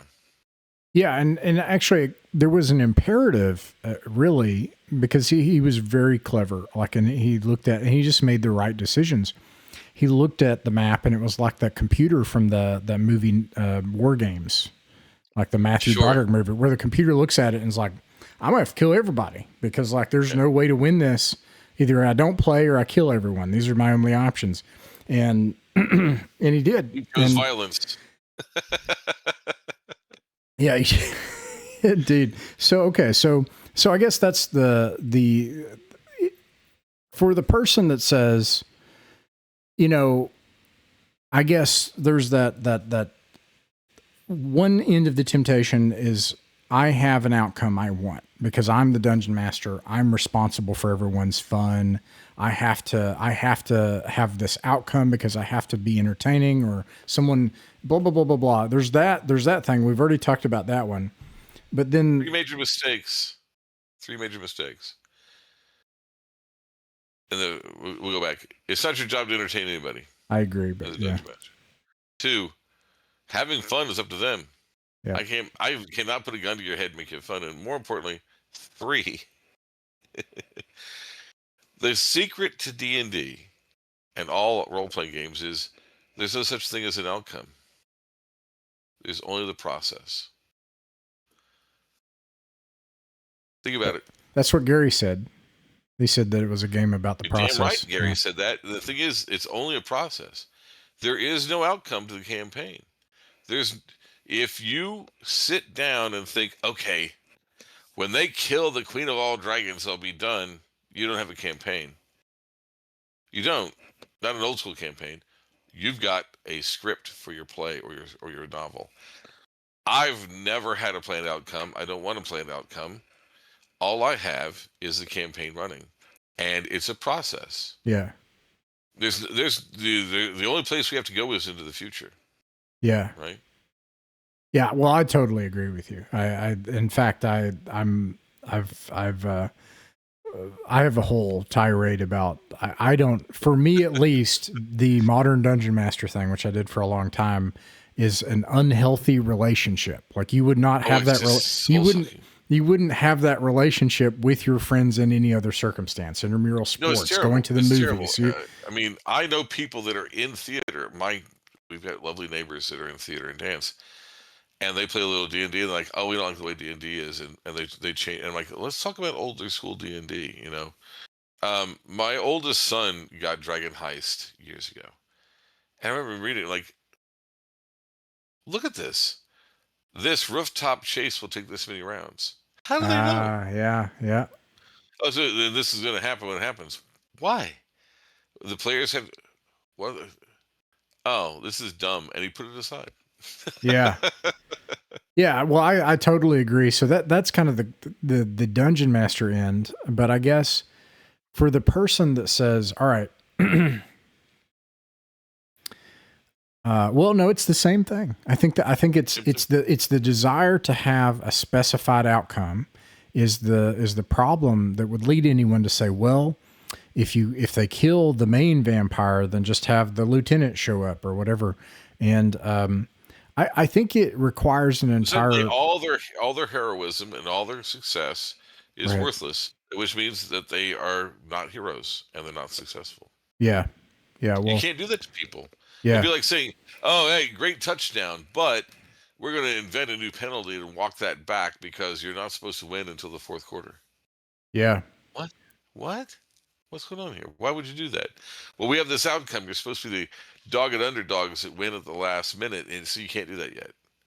Yeah. You wouldn't do that to a football team. Why would you do it to your players? I think the essential difference is this is what we're talking about here is adventure gaming, like classic adventure gaming versus, modern role playing. Well, because as an adventure gamer, the idea of having a specified outcome, I get it, but the problem for me is that it's not interesting. Like it's not. It's not an interesting. Again, it doesn't track. I think in my opinion, because of the nature of how it works, and this is my opinion, fantasy RPGs in general, but particularly D&D and similar fantasy RPGs, are much more akin to a sport than they are to storytelling. Right. And you don't go down and say, okay, we're filming Rudy, and this, etc. It's a sport. It is literally an interactive. It's like a board game. You don't say, okay, next you're going to roll a 7, so you land on free parking and Monopoly. Oh, you rolled a 6, change that to a 7. You'd never do that. Yeah. You'd never do that. Well, D&D is a lot closer to something like Monopoly than it is to something like the opera. Well, So why do we treat it like opera and instead of treating it like a sport or a board game? I don't know. the story, the narrativist strain of history won history. Yes, the old, right? what was it, the Crucible, where they invented this concept that because there is humans make emergent narratives from everything they do. Yeah. So they decided that means that the goal is narrative, therefore you must create a narrative. A completely erroneous thinking all the way down, nonsensical thinking. Yeah. And like I said, and there are books about sports written after every sports season. Right. That doesn't mean the goal of basketball is to tell a story. Therefore, we have to create this narrative. So this guy has to fall down and get fouled at this moment. Nobody thinks that way. And yet the modern concept of RPGs is to say this is a much more akin to dinner theater than it is to basketball. Right. And that's just wrong-headed. It's not. The narrativist, and I'm going to have people giving me angry replies. The narrativist concept that narrative in role-playing games is anything other than emergent, I think, is a gross misunderstanding of what RPGs are. Well, and I think I just did a couple of things on story gaming, and I know you've done story games as well. And sure, I have. Some of them are designed to be that way. Absolutely. I think the thing is that, first of all, some of the people who created those, this wasn't necessarily the outcome, but like I point to Sage Latora, who says play to find out. Like that's the goal. And second of all, that we kind of came to that conclusion, like the people I've been talking to about story gaming, that if you want a good story, the conclusion we're coming to is it might be better to take an approach something like Tolkien did, where you have this world that is very real and you have the elements of those world, and then you put that into the hands of agents, and then the story results from that. Emerges. It emerges. Yeah. And that's not exactly the same as adventure gaming, where you would say, no, it's not. But I say that to say, even if you want a story, even if that's your goal, I don't think that's how you can achieve it. And I run a lot of Champions, and Champions is a superhero game. It's based upon comic books. So the idea of let's pause the action so you can have this lovely soliloquy where you rant at the villain about the flag, apple pie, and mom. Perfectly apropos. It's what the game's about. Likewise, when the villain's giving his soliloquy, you can't interrupt him to knock him out. No, he's doing his monologue. Let's pause for a moment. That's baked into that pie, right? That is just part of that game, and you're not breaking anything. But again, as I keep trying to focus on fantasy role-playing games based on D&D, that's just not how they're made. Right. Now, when the narrativists talk about other systems, and there's some actually very good narrativist systems that are very enjoyable. I've actually played the Sailor Moon RPG a shocking amount of time and run it quite a bit too. They can be a ton of fun, but they're a different thing. And because they're a different thing, status quo is your friend, for example. That's actually that's the conclusion we came up to. And if you say my story gaming, yeah. Players have very limited agency. They drive very, very little, right? Strict timekeeping doesn't make any sense. We can go on and on and on. Those things are rather different. But I want to also point out something else. Story games are pretty much designed to be very short term with a definitive end, and they can't last very long. Yeah. There you have it. Yeah. Yeah. I at the very least, like that's true about like, we came to that conclusion that essentially they are two separate things, and that can actually, I've come to the conclusion that's actually very healthy and helpful.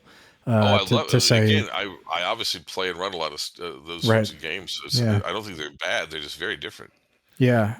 All right. So obviously we already went over, actually this is the spicy one. This is the big one. The last, the sixth one's not going to be hard, but the fifth one and seventh one are wild. So this is the big one. Multiple characters per player. And you say that hey, if you're showing up to my table, you're going to create 2 characters. People bring 3. A lot of people bring 3. Yeah. Now, and And I'm not hearing you say it's just because you're probably going to die. That's an old school Renaissance thing. Old school Renaissance thing is, hey, well, you're probably going to die anyway, so make sure you have a second. The old school Renaissance really overestimates how lethal games were back in the day. Don't get me wrong, people died, but it was... So let's talk about another thing here, which really demands that you have multiple PCs, and that's strict timekeeping. There you have it. Strict timekeeping. And let's toss in the whole, if your torches burn 1 hour. You start in Esber, you go to Skull Mountain, you get your cleric. It's 5 days up the mountain, then you're underground for 3 days. You come out and rest for a day, you come back down the mountain. That's 10, 13, 14 days, 2 weeks. You make enough experience points to level up. 2 weeks. That character has now spent 4 months of the campaign. 4 weeks of the campaign, 1 month. So let's say that the paladin did not make enough experience points to go up a level. Everyone else is spending 2 weeks in training. Is he going to sit around and do nothing? No, maybe he'll get teamed up with some other guys and go do something else, right? So he decides, let's go to Stone Hills. That's 8 days. Gets there, fights in Dwarf Hill, 5 days, 13 days. Rest for day, 14 days, comes back, 22 days. Now he can level up. He spends 2 weeks in training, but the other guys don't quite make enough to level up. But by the time they get back, those initial characters have been out of training for how long? Weeks. Are they still around? What are they doing? When you start tracking the game time strictly, you end up with, well, I'm the only one not training, or I'm the only one training. I got to do stuff. So I have an article on my blog called Jazz Band Adventuring, where I talk about this in depth. Now, because of that, that's why there's no such thing as a single party that always adventures together. Oh my gosh, I got this new wand. I got to go down to Robias to get the command word. I'm going to be gone for 2 months because I'm going to have to travel down to get it, and I'll be back. Man, that's our cleric. What are we going to do? Well, we got this other cleric. Let's do this. Because of that, travel times, training times, recovering from curses, recovering from diseases. Your player characters are not like characters in a weekly episodic TV show, where the end of episode 2 they get shot and they're in the hospital, but at the end of episode 3 they're back on duty, ready to go out and capture bad guys. Strict timekeeping means that you have to understand that travel time, illness, etc., means that they're in different places at different times, just like real life. That's the number one reason that I really drive multiple PCs per player. Now, and that is it's not limited entirely to this, but I feel like I can pin it. You're describing a technical aspect of first edition Advanced Dungeons and Dragons. Absolutely. Built right in. So, first of all, like you said, all of these things, like this goes back to other things. It goes back to the torches, the encumbrance, the time, and so all of these things interlock to create this world where choices can be consequential and that it can be dynamic on that basis. And it matters that it's dynamic because of those choices that drove that dynamic. Like all these things are interlocking. So one big stew, yeah. So this is one area where I regret to say I utterly failed. So I read this blog and I was unable to employ this. It was something where I wasn't strict up front, and I thought it would work. I thought people would take it in a different direction. And essentially, in fairness, I was not using first edition Advanced Dungeons and Dragons. But so I will...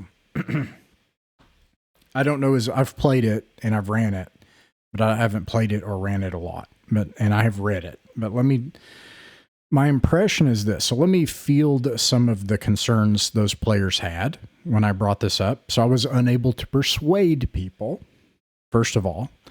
So I would have to have instituted it, which maybe I could have. But I'll tell you their concerns and I'll tell you what my impression was. The first one is this. I just really like this character and I want to see what happens to them. Sure. That's the biggest one. That's the biggest one. You'll find out in 9 months, right? Well, you have to 'Cause- understand too. right. Game time and real world time are really different. Okay. And I'm also thinking longer term than you, which is something I have to really think about. Oh my gosh, what's this? Hold on just a second here. Oh, my laptop battery is telling me I'm having someone bring me a power cord. If I cut out here, it's because my power died.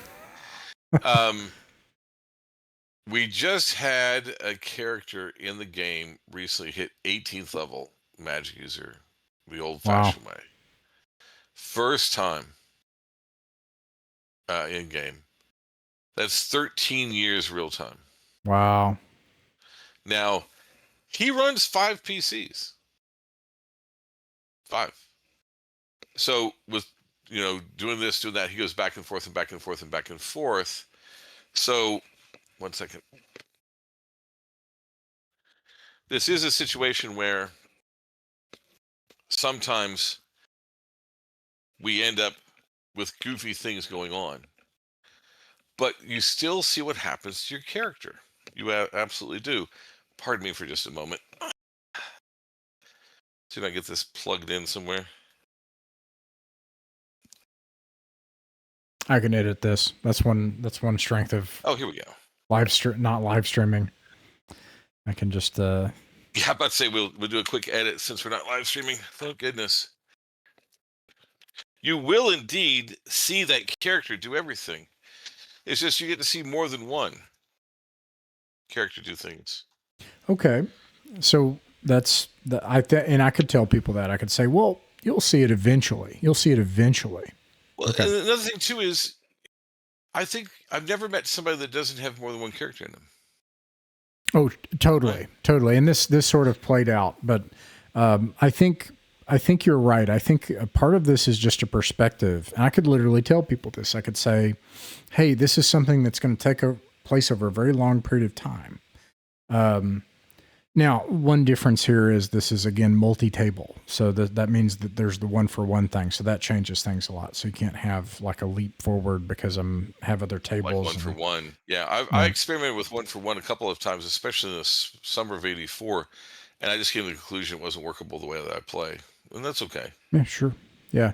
I actually totally could see that. I think you're right. That's so long as there's strict timekeeping, I don't think it matters. It looked like Gygax. Yeah, the DMG just says strict timekeeping, and as long as you're being strict, it's fine. Yeah. Well, anyways. So that sounds like, so especially when I think of first edition AD&D, you get the XP, but now you need to pay for the training, and then you have to take the time for the training. And so this sounds as if people will be at level 1, 2, 3, 4 for a long, and also, if I recall correctly, you can never go over. So if you get some big boon, oh man, we found like a bazillion gold and we found a way to haul it, I think you don't get to go over into the next level or escrow that, if I recall correctly. I've occasionally done a thing where there's no chance to train and level up. I've occasionally let people level up 2 times in a row. But yeah, it's let's say you need 10,000 for the next level and 30,000 for the level after that. You get enough experience points to make 50,000 more. No, you just go to 29,995. And then you pause. Yeah. It sounds like people would be playing level 2 to 4 for a very long time. No, not really, because the low levels go fast. The real stall we call it, is levels 7 through 9, 6, 7, and 8. Okay. Depends, which like is I've heard that called the Goldilocks zone anyway. So like, is that such yeah, it's fine, right? Thieves stall about level 7, paladins stall about level 5. Yeah. Yeah. Well, that leads me to the point. Something that I find very true is, and the first time I heard this was from Lou Pulsifer. High level characters can die faster than low level characters. Because they can. The margin between life and death gets really narrow. As you get past 9th level, the margin between living and dying becomes more and more and more often. Did you make your saving throw? Right. Yeah. One roll. I've had people hate And that that too. gets That's scary. another thing. They'd be like, Ross, can't we change the level drain thing? These kind of creatures. I'm like, no, I think these are here for a They're there reason. for a reason. Yeah. They're there for a reason. And what you're right now, the vast majority of people that have played in Zero over the years, when the characters get between 9th and 12th level, retire them because the threat of death just accelerates. And don't get me wrong, they don't all do, but let me think, until 2020, the highest level character in the campaign was 14th level. We had 2 guys make it to 14th level, and now we're suddenly at um, 18th level, 17th level, and one guy who's the equivalent of 21st level, and they're basically retiring for the same reason because Yeah. the game gets incredibly lethal at high levels. So I basically what this my probing of this concept just sells me on first edition and AT&D.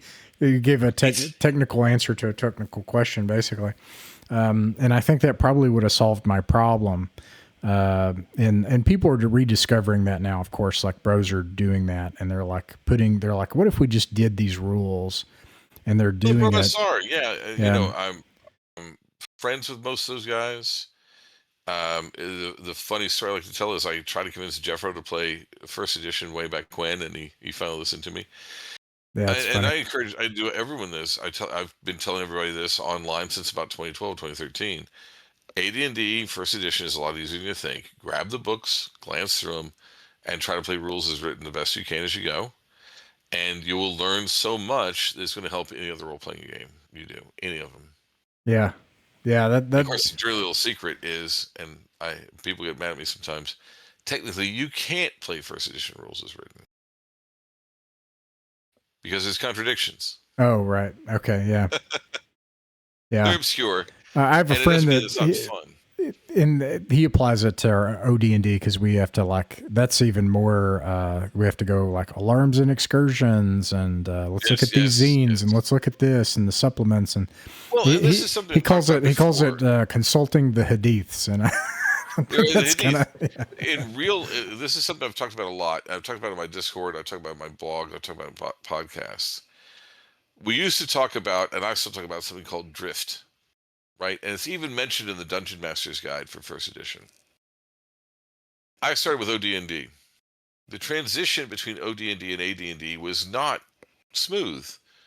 The books came out over the course of 3 years, and they came out, and a lot of people were like, oh, I'm going to keep this, I'm going to keep that. Basic came out. Some people are like, I'm going to start with basic. I'm going to add this or that from AD&D. Oh, we up to. I'm using which basic you're using. And then Dragon Magazine. Hey, look, here's this NPC class. Oh, I'm going to make my players can play that NPC class. Excuse me. I'm going to make my own NPC classes. Well, here's Dragon Magazine starts releasing all the Unearthed Arcana rules. Well, many of them piece by here's new spells for illusionists. I'm going to add them. Here's weapon specialization. I'm going to add that. Funny story. I said, fighters need something. I called it weapon mastery. Came up with all these rules, wrote them out, convinced my girlfriend at the time to type them up and mimeograph them at school. Thank you, Riddell. Hands out the stuff to my friends. 3 weeks later, Dragon Magazine with the rules for weapon specialization comes out. And I'm like, oh, we're going to use these instead. I'm like, no. But everybody ended up with a slightly different game. People had the Arduin Grimoire. I'm going to add Franks. I'm going to add this. I'm going to add that. My friend George, hey, I got this really, really cool book for Christmas. It's called Arms Law. So I'm using the Arms Law rules for combat, but everything else is AD&D. That stuff was going on all over the place. yeah. And even if you play rules as written, what happens? You make rulings. And those rulings become new rules. Gary mentions at one point, and I can't remember it word for word, but it boils down to if you know somebody else in the campaign that's compatible enough that player characters can go back and forth between them, that's really nice, and you should do that. But his core assumption is that you get this drift so bad that eventually player characters from one AD&D first edition campaign really weren't playable in another one, Right. right? And I've kind of seen that. Over the years, I've added a ton of stuff. Have beat this to death. I've got multiple blog articles about how some things in the core assumptions about AD&D bothered me a little bit. So I invented multiple NPC-only classes, right? The sort of kid brothers to PCs. Fighters have men-at-arms, right? Wizards have hedge mages. Thieves have scoundrels. Clerics have religious brothers, right? So they're not nearly as capable as PCs, but they're a lot more capable than average people. Well, it's really tough for my guys with PCs have henchmen that are these NPC only classes. If they want to go play another campaign, they've either got to leave those henchmen behind or turn them into fighters and thieves and magic users and stuff, right? Yeah. And I'm not the only one. I remember my friend George introduced multiple PC classes from Dragon Magazine, one of his own, into his campaign. Hey, I want to come over and play in Seaward. I've got that Dragon Magazine. That's fine. I don't have that Dragon Magazine. You can't bring him, you know. And if you're doing what I'm talking about, verisimilitude, status quo's the enemy, change, you will eventually see, even if it's just new magic items creep in, and you're going to have this drift. And that's a good thing. Right. It's a very good thing. And that actually leads into, I'm going to actually jump ahead and mention it to you, and that is genre is descriptive, not prescriptive. That's the one next that I spicy find one. Yeah. confuses people the most. Yeah. Huh? Yeah, that's That's the one next spicy one. It really confuses people the most. And when I first started off and I had the pirates, it turns out they were working for somebody. And that was a dwarf from Jotunheim. And he had a mechanical horse that he rode around, and he had this long rifle, and he had a battle axe, and he was an illusionist because he was a dwarf from Jotunheim. And the PCs noticed his metal horse every now and then, he'd have to stop and pour a gallon of water into the stem of his saddle. And when it ran, it would blow out steam, and every now and then he'd have to take a flask of water and put it in the rifle and then drop in the ball because he had a steam-powered musket and a steam-powered horse. And I just threw it in. Don't know why. Can't remember why. I don't think I even had a reason. Just thought it was, looked cool. And I mean, I was 12. Yeah. And that led to this thing of that being in there. And nobody ever really thought about it. And over time, this happened more and more. The thing is, it's still a fantasy game. Is there an actual disintegrator pistol being carried around by a PC right now? Yes. Where did it come from? The tomb of the captain of the space elves, because elves come from outer space. Excuse me, some elves come from outer space. And that's okay, because by that time I was using Spelljammer rules, so they came by Spelljammer. Is that acceptable instead of a UFO? Sure. Doesn't really matter. The goal here is that the world is internally consistent. By the way, if you can't tell, this and this is because I've got a nasty cough going on. Oh, I'm sorry to hear that. Yeah. Not a big deal. And it makes sense in universe, and I'll give you guys some background and secret lore on Seaward.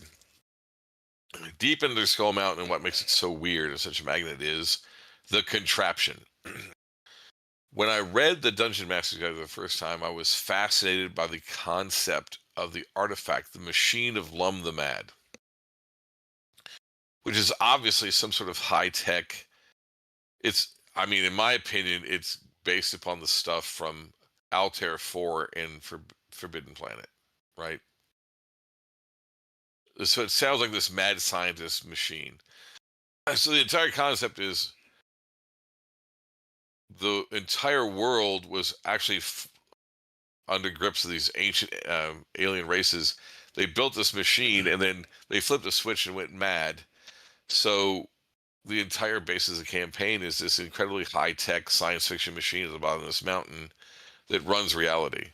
You mentioned earlier, they didn't ever blow up the campaign. I made these elaborate charts of what happens if you get the settings right, if you get the settings wrong, and what happens. And literally, one of them is everything but the contraption is erased from existence, and then you can reprogram it and make a new reality. So the player characters notice the timeline for the campaign is kind of broken. Why?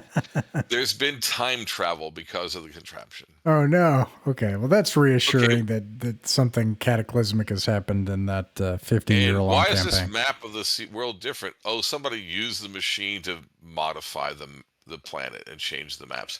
So yes, I've had people really mess things up, crack things. There's 3 moons now when there used to be 1. But you just roll with this, and Yeah. it doesn't destroy anything. You just keep going. Yeah.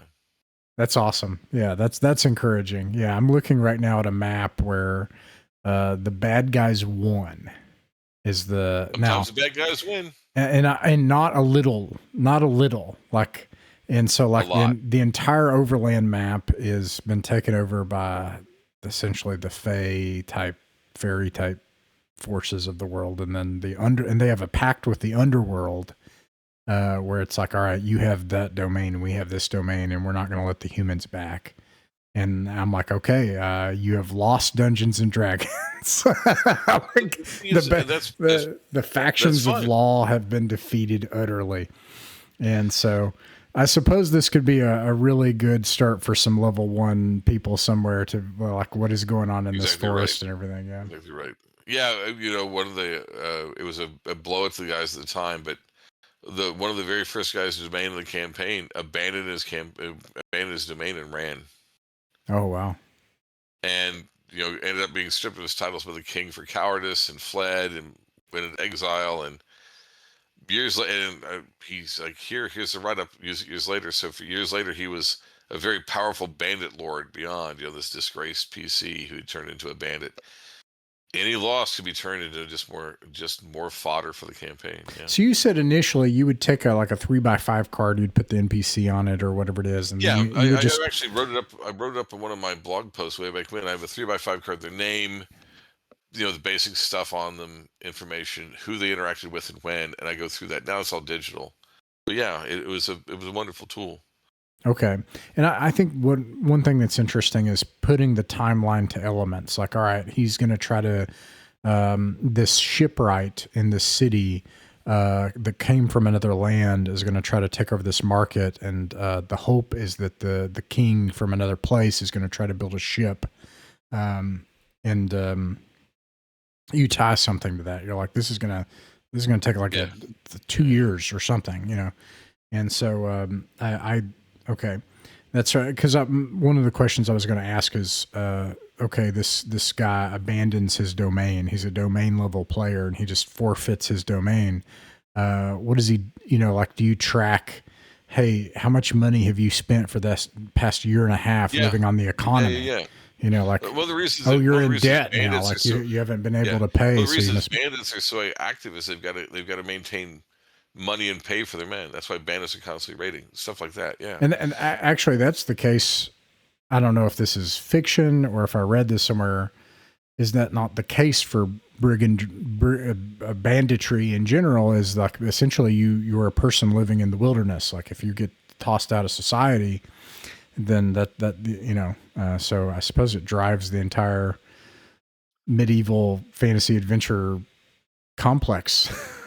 On one it level. really does, and when you've got those things going in the background of realizing all your NPCs have to eat and have to have shoes, it really just starts driving the world of, well, what are they doing about that? Yeah. Right. And it means a lot.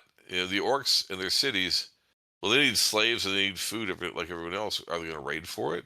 It's not like they're going to take up farming and banking. It really, when you start thinking about that and keeping track of time and when you're doing stuff, it just makes things happen. You have less and less to do other than just like, oh, it's time for another raid because it's been X amount of time. And I did this math 5 years ago. Yeah. Yeah. Wow. Okay. Well, okay. So I'm going to kind of go down the list here. And then I think this is huge. Notably, not that these don't apply at all. Like you said, like I think if you take this approach, you learn about other games. I could see that, like you said, you do your superhero game, and this can affect how you could learn that. But this seems like a conversation about adventure gaming. Like this is like Dungeons and Dragons. It largely is. And that, like, if so, okay, there's strict timekeeping. There's verisimilitude within that internal consistency of the world. Yeah. Status quo is the enemy, which I really like. The comma change is the natural result of actions. That is to say, if actions don't have change, you didn't really act, did you? Yeah. Yeah. Characters can win or lose based on those actions and choices. Mm-hmm. Multiple characters per player. Yes. And an anecdote on that fifth one, I think we came to that conclusion. They played henchmen without the perspective of other places, the people that were really interested in their character. Ultimately, I think I'm sold on this. If I ever restarted this, I would say you're going to play two characters. I think I'm just going to do that. 6, players drive the action. And then lastly, genre is descriptive, not proscriptive. Now, I have a last question about that last one before you go. We'll do, sure. That one's kind of spicy, along with the have multiple characters. Is why would you have to do that though? Right? Like, I'm just sort of argue the opposite side. Like, you have these interlocking aspects for adventure gameplay that make a world last for decades, and it makes it interesting and exciting to where you don't know even like how these elements are going to interact as it occurs. Why can't you be a genre purist? Like, for example, yeah, go ahead. Just answer your question. Yeah. You said players are driving action, and you let what happens. If you're a genre purist, sometimes you have to say no for no other reason than genre.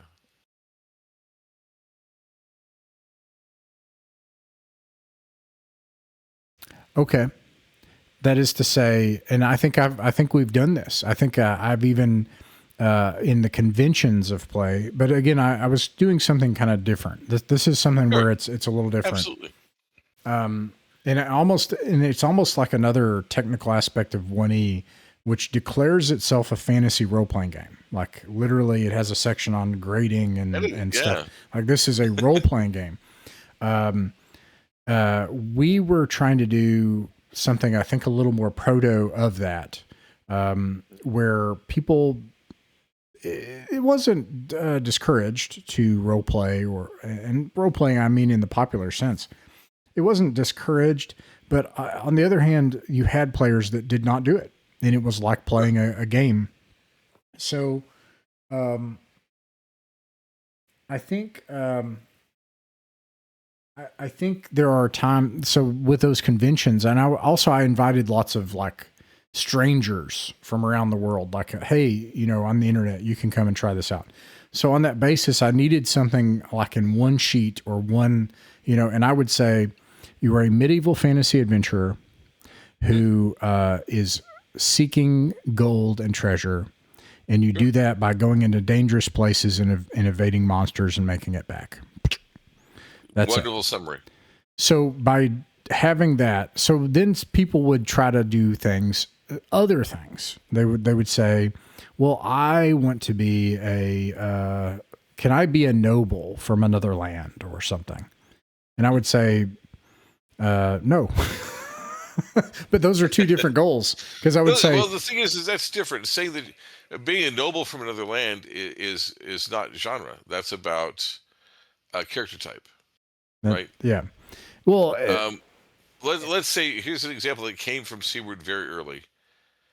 The guy said, "Hey, the dungeon is cold all the time, and I don't like that. There's no water. Can I build some sort of forced heating system and forced water system to put water in there?" And my first instinct was, no. And what are you doing? HVAC and internal plumbing doesn't exist. Yeah. That's not fantasy. But I had just picked up Dragon Magazine number 45, remember like it was yesterday, where it talked about the fact that you would have to have some sort of ventilation in large cavern complexes. Yeah. Not even kidding. I think it was written by Roger Plamondon, I swear. Like, well, hmm. So I asked a friend of mine who was in HVAC, who was much older, and he said something like, "Oh, well, there was forced heating air back in the Middle Ages. They would." He said the Romans had a hypocaust or something like that, when they'd build fires and the air would move back and forth and heat whole rooms. So yeah, way back, almost the Bronze Age, they were doing stuff like that. I'm like, oh, sure. So he hired some dwarves and he built a big cistern system with melted snow. And the players would say about this, and created a forced air system. So one of the reasons that Skull Mountain is habitable is because this crazy guy convinced me that to find out that they did have HVAC and indoor plumbing in fantasy times. And that made me realize I was thinking of fantasy as in it's got to be like, you know, Ivanhoe or something, not anything else. And that led me to realize I was trying to say no to something just because of the genre in my head. And that's really what I mean.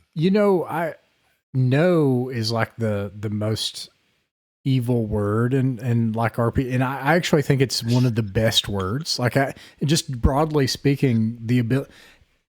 I think that there's a certain kind of player that likes my games, and like, the Rapanauthic game is it's a weird. It is the longest running old school Renaissance game on the internet. Like it's longer than Ardenville, than 3D6 down the line. And I think, is it masochism? I hope not. I think the people that like it like my ability to say no. However, in this case, oh, sure. Yeah. Like I say that to say that like the yes and yes and stuff, I don't know that I buy into that. However, what you're saying now, it like to kind of argue against myself is what I think of as like, I became really enamored with Appendix N. So this was also just as I was reading your article. Another thing I was like, oh my, like I read Fafhrd and the Grey Mouser and my brain was like, this is it. I like this. It's gorgeous. It's yeah. And I read 3 Hearts and 3 Lions and stuff for the first time. And I was like, this is D&D. Right there. Yeah. And that is true. However, there is this quality to a few things.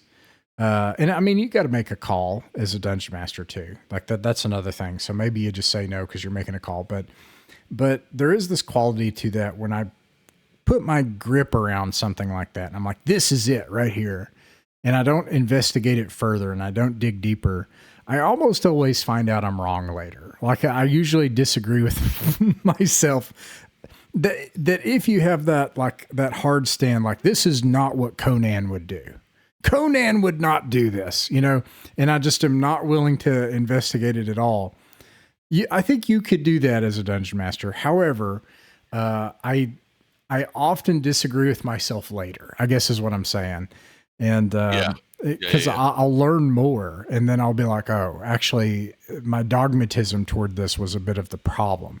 And so I can see, to restate it, what I'm hearing you say is, the reason that the willingness to challenge those genre lines and be like, well, it's not just what Conan would do. There's more, there could be more to this. There's, that it goes back to that key feature of people being able to make choices. Choices. Okay. Let me give you one last example from a campaign that one of my sons was running. He created this beautiful fantasy system and using champions, the heroes game system. And it was very high-powered celestial beings coming down to Earth, and it was based upon traditional Chinese literature, like Legend of the Three Kingdoms and that sort of stuff. And it was all about super powerful, minor angelic beings waging a war on Earth around mortals. And a player came in and it's like, oh yeah, I got my guy, and his thing is he's in the Shadow Hand School of Martial Arts. And my son told me, I'm like, this guy, he doesn't understand what's going on. That's got nothing to. This campaign is about being able to, do energy blasts and fly through the air and turn intangible. 4 sessions in, I'm like, I had no idea my campaign had all these cool super martial arts schools in it, like a Shaw Brothers movie. He knew more about the campaign than I did. And that was, in my opinion, the same sort of thing. Just be open to goofy stuff. Don't say, no, no, no, this is a science fiction game. You can't have telekinesis. That's fantasy. And you might get some great gold in there. That's really what it means. Okay. Right on. Yeah. Okay. Okay. So my last question, I've taken a lot of your time. I really appreciate you being willing to talk to me. Absolutely. Thanks for having me. The last question I have is, except yours is a little different. I usually ask people what they think's going to happen. I like that. Like, I don't know why, but I like that. Like, what's going to happen with this, the D&D stuff. And, but yours, I think I want to ask, when you're gone and when your son's gone, what's your campaign going to look like? Like, will it still exist in some form? Will it have an Well, I mean, I have 5 sons. so you got some ways to go there. But we've got my notes. I've literally already, inside baseball, I've had some very serious health scares over the last 5 years. So I've actually got core notes set aside already for them. They've all promised to continue the campaign after I'm gone. And I know that at least my oldest has said he's going to do his best to have his kids continue it when he's gone too. Wow. So, yeah. It just makes me think like the Inklings, like I think that's like Christopher, obviously his, Ronald's children were integral. Essentially, he built elements of a world and then told his children stories. These are like almost kind of 2 different things. And then he did his lectures, in his essays. And then as part of that, then brought together those things that he had told, because he had, like Tom Bombadil was a doll, and The Hobbit was a story for his kids and stuff. And then he met his friends and stuff. It just makes me think that kind of, that whole thing, ultimately what you have is Christopher cared a lot. Like, and we probably have Christopher to thank for most of what Guy we got. Gabriel Kay was brought in by Christopher to get the Silmarillion put together, or we wouldn't have the Silmarillion. Right. That's correct. So, and who knows from there, but it certainly affected things laterally. But I definitely think of that tree of world building, of creating a secondary world. So it seems a very beautiful project to me. So I'm fascinated by it. Well, Rick, I really appreciate your time, and I'm excited to launch back into Dungeons and Dragons and apply about those last 4 principles, like those last 3 or 4. I'm going to do that next time. Listen, I really hope you have the very best of times. Listen, I love this hobby for a lot of reasons, and I hope you have so much fun with it. Yeah. Thanks, Rick. Mythic Mountains RPG is a private online play club that focuses on folk RPGs. Folk RPGs are the games that belong to all of us. They're what actually happens at a table between friends. It's their voice that has the authority on what is fun and what works for them. Weekly, we upload our games to allow others to sit in with us. The channel isn't monetized. We don't own the artwork, music, software, or games shown in these actual plays, and you can find links to their authors in the description. Like, subscribe, and share if you wish, or don't. Just like games in person, you're welcome to pull up a chair, sit in, and watch some of our games. No performances, no fancy equipment, just regular people playing folk pencil and paper role-playing games and having a good time. We hope these games will prove a source of enjoyment to anyone just wanting to listen in, anyone looking for examples of how actual groups run and play folk RPGs, and most importantly, if you haven't found your group yet, you're welcome here at ours.